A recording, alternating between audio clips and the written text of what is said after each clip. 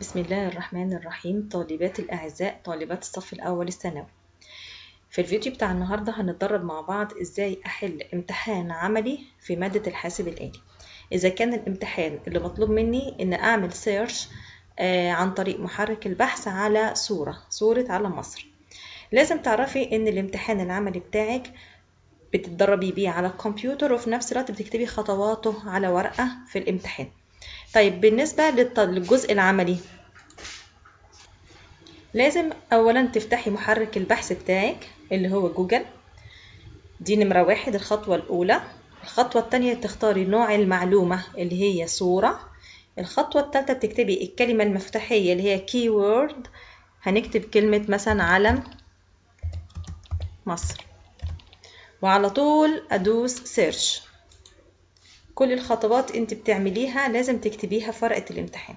هتجيلي الصورة بتاعتي، ما ينفعش اسيفها وهي بالحجم الصغير ده، لازم اكبرها واقوم اعمل رايت كليك واختار حفظ الصورة باسم او سيف ايمج از او سيف بيكتشر از، حسب ما هي موجودة. يبقى حفظ الصورة باسم او سيف ايمج از او سيف بيكتشر از، بختارها.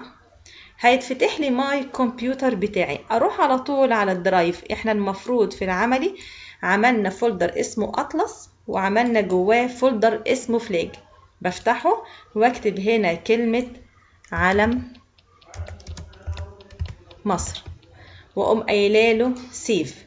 كده انا عملت الشغل بتاعي عملي. طيب المراقب هيشوف الشغل بتاعي ازاي؟ مش هيشوفه غير لما يفتح ماي كمبيوتر وتفتحي له الاطلس وتفتحي له الفلاج ويلاقي صورة العلم جواه.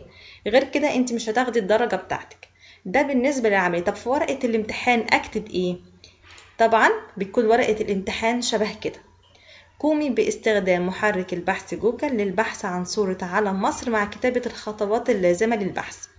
على طول هاجي هنا أقوم فتح محرك البحث جوجل.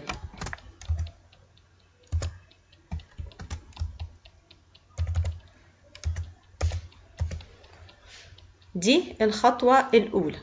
طيب وانزل انتر. الخطوة الثانية نقوم بكتابة الكلمة المفتاحية اللي هي بين قوسين علم مصر. الخطوة الثالثة انت هتعملها له في شكل نقط. نقوم بالضغط على مفتاح سيرش او البحث. خلاص كده السؤال الاولاني عندك اكتمل وهتاخد الدرجة بتاعته. طيب الجزء الثاني، قومي بحفظ صورة علم مصر داخل الفولدر بتاعك اللي اسمه فلاج. ماشي، هتقولي نقوم. الخطوة الاولى نقوم بفتح الصورة. نمرة 2 نقوم بعمل، لازم تكتبي له رايت نقطة كليك. سوف تظهر قائمة. النقطة اللي بعدها سوف تظهر قائمة نختار منها حفظ الصورة باسم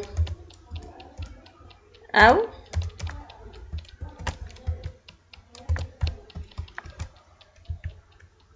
سيف از، أي واحدة من دول. الخطوة اللي بعدها نقوم بفتح مجلد فلاج.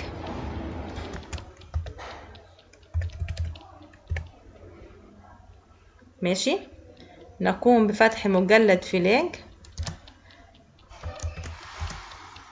ثم نكتب اسم الصورة، علم مصر. ماشي. الخطوة اللي بعدها نضغط حفظ أو سيف.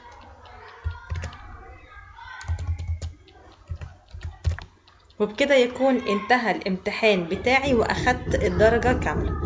وشكرا يا سنة أولى، وبالتوفيق للجميع.